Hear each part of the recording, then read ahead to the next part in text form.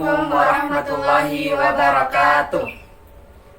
We from Group 1 want to present English studies, but before, let us introduce ourselves. My name is Tara Afrigana Madora.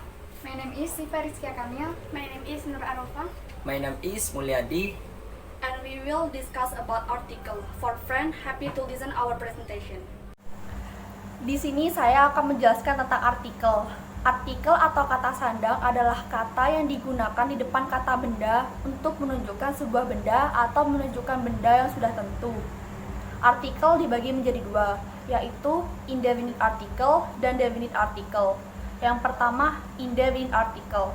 Indefinite article adalah dan en yang digunakan untuk menunjukkan sebuah benda yang belum tentu dan tunggal. Secara garis besar, dipakai untuk kata benda yang berawalan dengan bacaan mati walaupun terdiri dari huruf hidup. Example, a university. Sedangkan en dipakai di depan kata benda tunggal yang berawalan dengan bacaan hidup walaupun terdiri dari huruf mati. Example, an apple. Hello, my name is Siva Rizkia Kamil. I will continue the discussion from Tera. Okay, indefinite article can be used from 6 points. Point 1 digunakan untuk merujuk sesuatu untuk pertama kalinya, seperti would you like a drink? Point 2 digunakan untuk nama-nama pekerjaan, seperti Lisa is a doctor. Point 3 digunakan untuk kebangsaan dan agama dalam bentuk tunggal, seperti Johnny is a Buddha. Point 4 digunakan untuk merujuk contoh dari sesuatu, seperti it was a very strange car. Point 5 digunakan untuk kata benda tunggal setelah kata what and such, seperti what a lovely day. Point 6 digunakan untuk pengganti kata one atau satu, seperti I want an apple and 2 lemons. Okay, that's it all from me. Thank you very much. Assalamualaikum warahmatullahi wabarakatuh. My name is Nur Arofa. Here I will explain about the definite article. Definite article atau artikel pasti adalah the atau itu yang digunakan untuk menunjukkan benda yang sudah tentu atau pasti. Dan definite article bisa masuk pada countable noun dan uncountable noun, yakni kata benda terhitung dan kata benda tak terhitung, tergantung kebutuhan kalimatnya. Dan mengenai penggunaannya, the first definite article digunakan untuk benda yang sudah muncul sebelumnya. Example, my sister has a cat. The cat is very funny. Yang artinya, kakakku punya kucing. Kucing itu sangat lucu. The second definite article digunakan untuk benda yang pertama kali disebut, tapi benda tersebut sudah diketahui dengan jelas. Example, my cat is sleeping in the garden. Yang artinya, kucingku tidur di taman. Third, definite article digunakan untuk benda yang hanya ada satu atau dianggap ada satu. Example, Earth is round, yang artinya bumi itu bulat. Fourth, definite article dipakai di muka bilangan bertingkat. Example, this is the second time I go to Bali, yang artinya ini adalah kedua kalinya saya pergi ke Bali. Fifth, definite article digunakan di depan nama alat musik, example, the piano, the guitar, dan di depan nama sungai, example, the Kapuas and the Bengawan Solo. Sixth, definite article digunakan untuk benda yang sudah diketahui kedua belah pihak, yakni pembaca dan pendengar. Example, which one do you prefer to buy? I prefer the pink one. Yang artinya, mana yang lebih Anda suka? Saya lebih suka yang merah muda. The last definite article digunakan untuk menunjukkan waktu. Example, the morning, the evening, and the night. So many of me. Thank you. Wassalamualaikum warahmatullahi wabarakatuh. Baik teman-teman yang saya cinta sayangi, di sini saya akan membahas lebih lanjut tentang apa yang sudah disampaikan oleh teman-teman saya, yaitu dari kelompok 1, yang mana mereka telah membahas dari tadi, yaitu tentang pembahasan artikel.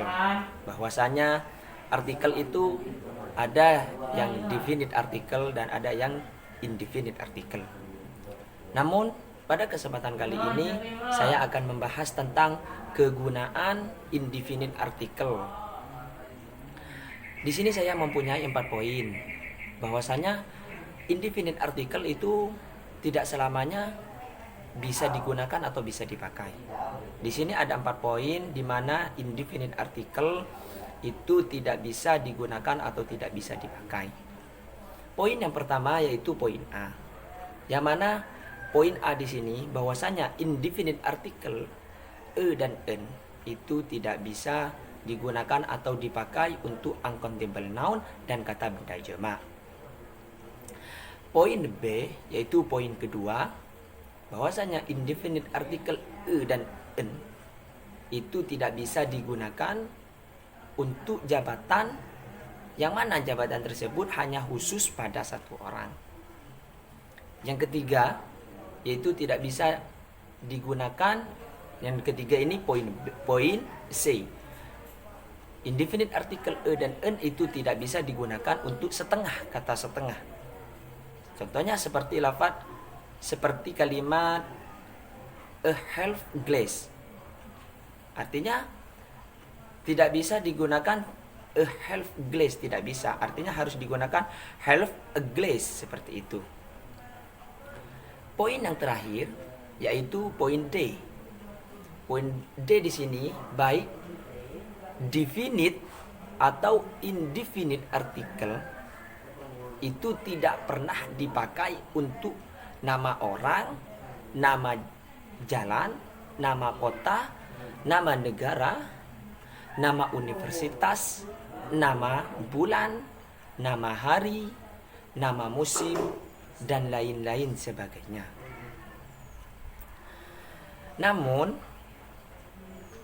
definite dan indefinite, definite article dan indefinite article yang tidak bisa digunakan tersebut itu ada pengecualiannya.